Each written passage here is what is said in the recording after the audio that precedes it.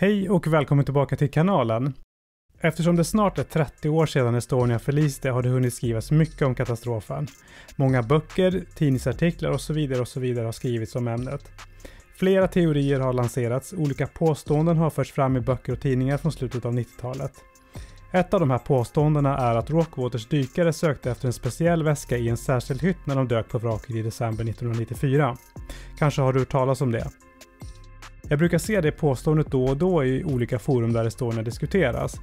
Att dykarna letar efter en särskild väska låter skumt, varför skulle de göra det när de undersökte vraket? I den här videon tänkte jag att jag skulle granska det påståendet att dykarna letade efter en särskild väska. Jag har beställt ut just den videon som visar undersökningen av hytterna på däck 6. Men först tänkte jag att vi skulle titta på varifrån det här påståendet sannolikt kommer och vad som har skrivits om det. Jag tänkte att jag skulle börja leta efter källan med hjälp av den senaste boken som har släppts om Estonia-katastrofen, MS Estonia, Svenska statens haveri av Stefan Torssell. 2020 kom andra utgåvan av boken och det var en av de här första böckerna jag läste om Estonia efter att mitt intresse för katastrofen hade återuppväckts efter Henrik Evertssons dokumentär hösten 2020. På baksidan av boken står det bland annat att sanningen om Estonia skildras i denna bok. På sidan 177 börjar delen Den officiella dykningen som är en del av kapitlet Mörkläggningen tar form. På nästa sida, sidan 179, skriver Torssell, citat: en av de som överlevde katastrofen var Alexander Voronin. Han var en internationell vapenhandlare och hade bott i hytt 6230. Dykarna tog sig in i Voronins hytt och fick tag i en attachéväska som de letade efter. Alexander Voronin hade berättat var i fartyget den mystiska väskan hade funnits. Många anser att det finns en omedelbar koppling mellan väskan och den militärtransport som hade körts ombord i Tallinn på de 2 lastbilarna som placeras längst förut på styrbordssidan. Slutcitat. I det här stycket anges boken Tysta leken av Knut Karlqvist som källa till vilken hytt Voronin, den påstådda vapenhandlaren, hade bott i, alltså hytt 6230. Boken Tysta leken är från 2001. Tyvärr anges det inte någon källa till påståendet att Voronin själv skulle ha berättat var den här väskan skulle ha funnits. I boken Tysta leken, kapitlet Fransson letar attachéväskor, står det bland annat så här om dykningarna i december 1994.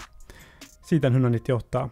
Citat: hytt efter hytt prickas av under sökandet.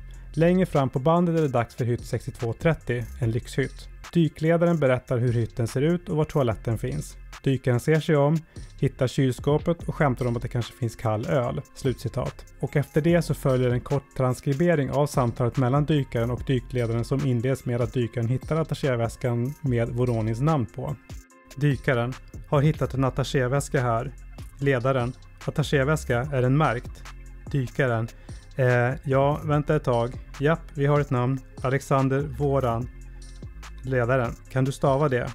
Dykaren: Victor, Oscar, Romeo, Alfa, November. De försöker läsa namnet några gånger och fastnar för Vorani. Texten tycks vara skriven med kyrilliska bokstäver. Ledaren: och det är allt. Dykaren: jag kan inte uttala det.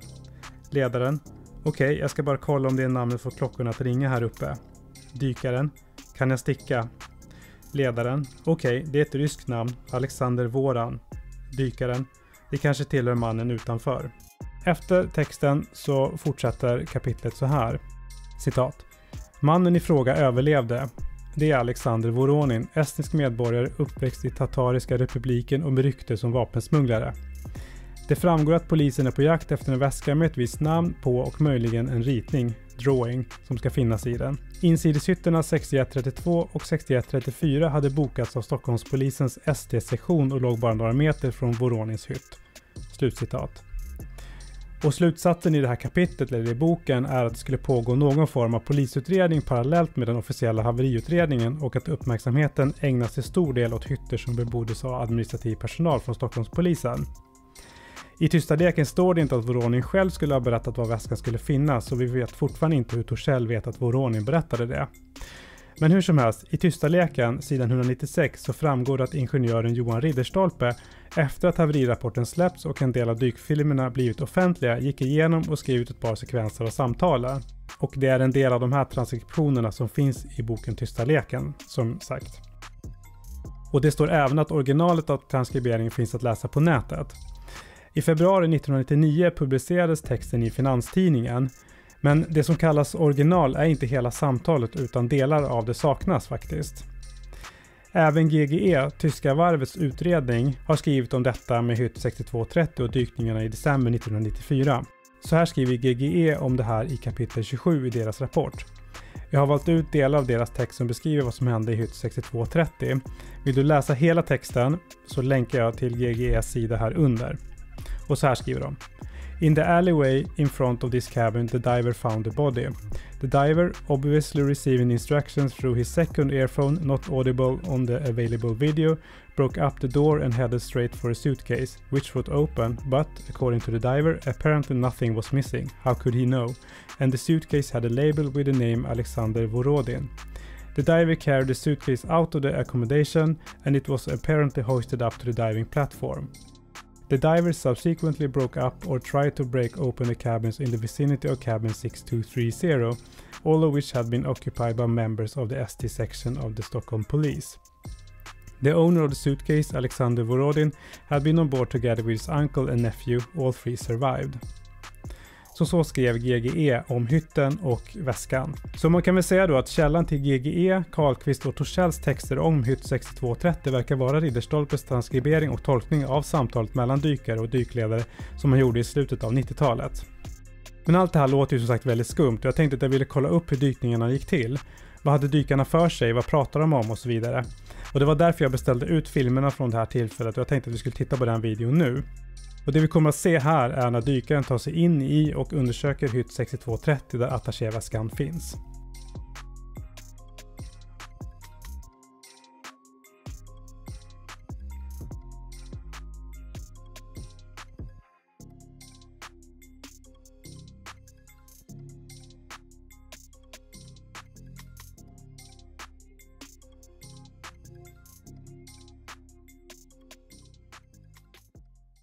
John, right in front of you, there's possibly cabin 6229, very large cabin. 6229, that will be forward. That's forward, yeah. It's a very large cabin. There's 4 bunks in, all that crap. Okay. If you can get into it. The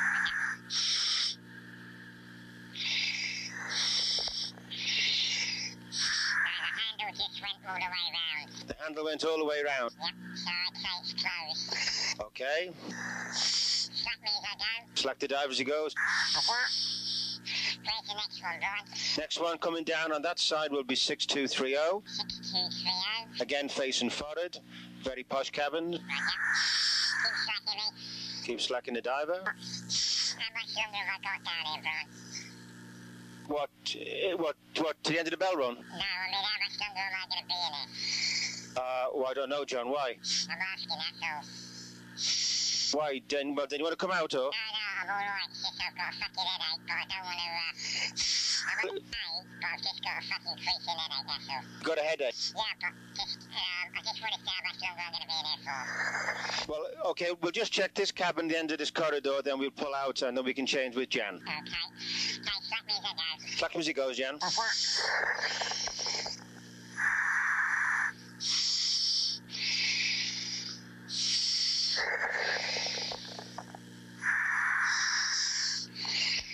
Well, they are big cabins, aren't they? Yeah, very big cabins. I haven't found a door yet. Keep slacking me. Okay.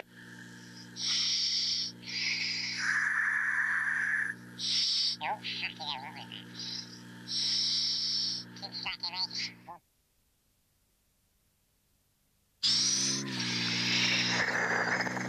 Okay, identifying the cabin now. 6230. That's Roger, John.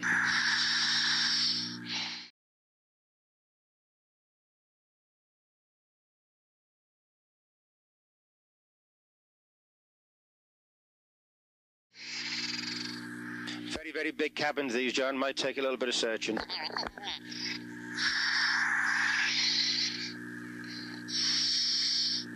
Slack me as I go. Slack the diver as he goes. More slack, have you got any more slack in the bell? Any slack in the bells? Just give it everything. This is the last little cabin. Coming at you, Jan. What? Very big cabin. Yeah, very, very big. Bathroom is above you as you go in. Ahead there'll be 4 chairs and tables, everything like that. Bunks on the right and left. Yeah, sediment in the cabin. Just shifting the mattress out of the way. Roger.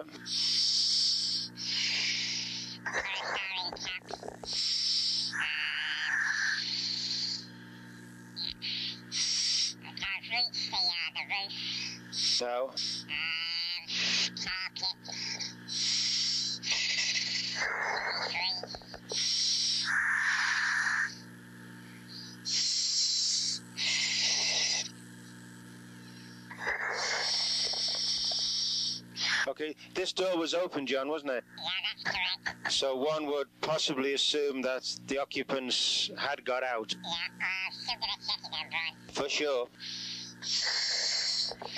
This is the end of your umbilical anyway here, John. Okay, just checking down in the bottom of the cabin. For sure. Okay, hard furnishing.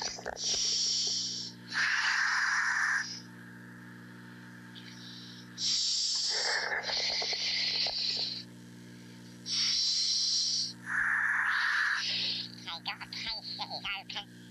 The case that's open, is there any identification on it? Oh no, sorry, It's it's the fridge. fridge, that's correct. Beer will be cold if there was any in. Yeah, chilled. Well chilled beer. Okay,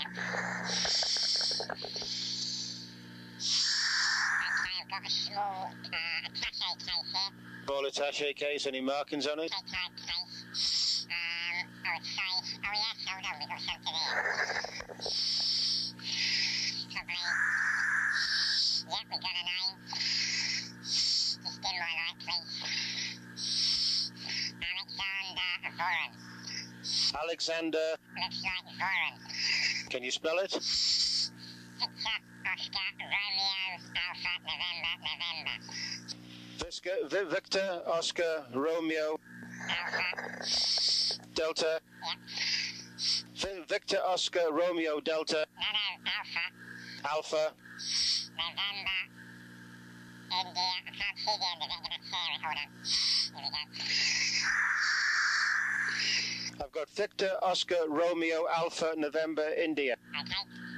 And that's it. Alexander Vordini. Now, that one I have to do, Brian.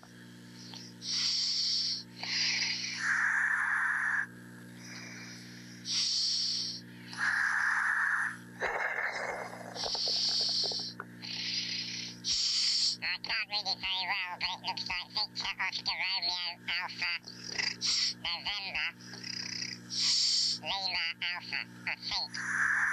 Okay, I'll just see if that name rings a bell up here. Can't read it very well because of the sediment. Okay, it's a Russian name, Alexander Voronov or something. Veranally. Yeah. Okay, that's part of his luggage, obviously. It could probably belong to the man outside, but I wouldn't swear on it. Okay, and possibly it could belong to the man outside.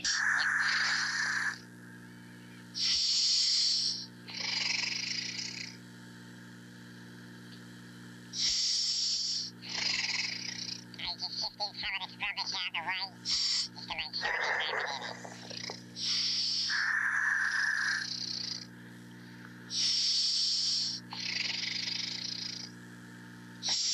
There's one of these little Russian, Oh, babushkas. yeah, Roger. Yeah, the babushka. Gonna shift this chair out the way. Roger. Make sure there's nobody in the bottom. Yep, chair's out the way. Soft bedding.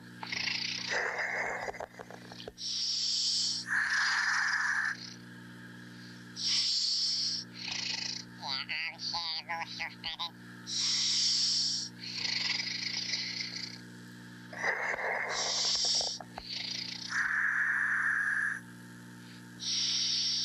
Television. The range of a television. Remains of a television. Roger. Okay, John, it looks like that's a good search then, and possibly assume that the gentleman outside was the occupant. Yeah, just Maybe. gonna check the loo, Brian. Check the loo.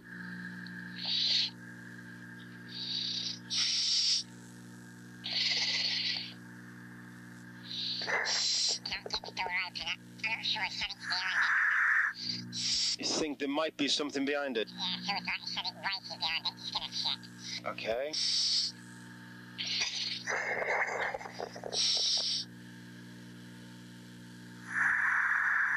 John, do you want to go back to the bell after this, or would you be okay on the outside of the hull? No, I'll be on it. Okay, no, it's just panelling. Panelling. Yeah, I'll be okay. I was just I've got a bad headache, that's all. Not a problem at all. Okay, well, let's come out of there then now, John. Yeah, I've not got a problem being in here, Brian. No. I meant what it says is you're getting the cold gas battered into your face, probably.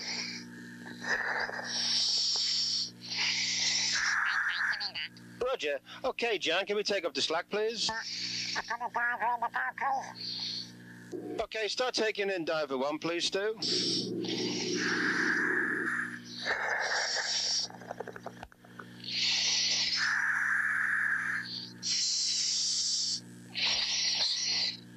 Yeah, Jan, do you want to change round and go back in for half an hour?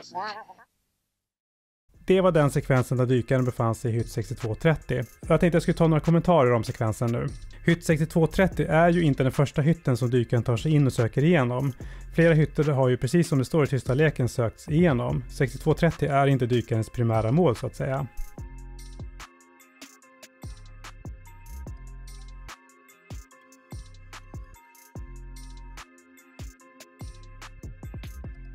Dessutom meddelar dykledaren att dykaren är i slutet av sin så kallade navelsträng och det betyder att han kan inte gå längre.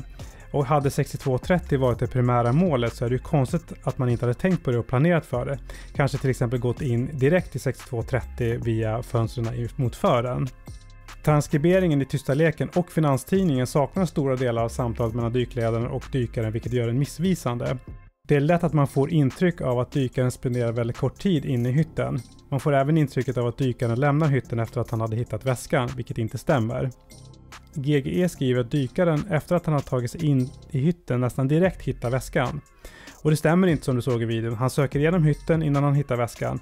Och han fortsätter söka igenom hytten även efter att han har hittat den här väskan. Och GGE påstår även att den här väskan ska ha tagits till ytan och det finns det absolut inget stöd för i videon. Ingenstans ser man att dykaren har väskan i någon hand. Båda händerna syns när han drar sig upp för ledstången när han är på väg ut. Och man ser heller inte att han knyter fast den i någonting. Innan dykaren kommer till dörren till hytt 6230 har han kontrollerat 6229 men handtaget funkar inte där. Och då frågar en dykledaren vilken nästa hytt är och varför skulle han göra det om 6230 var hans huvudmål. Och det är inte bara på däck 6 som man bryter upp ett antal hytter utan man gör det på flera andra däck. Tittar man i dykloggarna så kontrollerar man till exempel ett antal hytter på däck 1 och det är flera dörrar där som bryts upp med kofot. Och så för att sammanfatta. Efter att ha tittat på videon så finns det enligt mig ingenting som pekar på att det skulle vara något skumt med dykarnas arbete på däck 6. Jag har sett flera dykfilmer och dykarna jobbar på ungefär samma sätt på alla de här olika däcken. Att väskan i hytt 6230 skulle vara huvudmålet så finns det absolut inget stöd för som jag kan se det. Och de som påstår att det är något skumt har bara redovisat delar av samtalen och sekvenserna från den här dykfilmen och inte tagit med helheten. Varför? Ja, det har jag ingen aning om. Men i den här videon har jag inte tagit med hela filmen från undersökningen av däck 6 eftersom videon skulle bli alldeles för lång då. Men skulle du vilja se hela den videon så går den att beställa ut från Riksarkivet.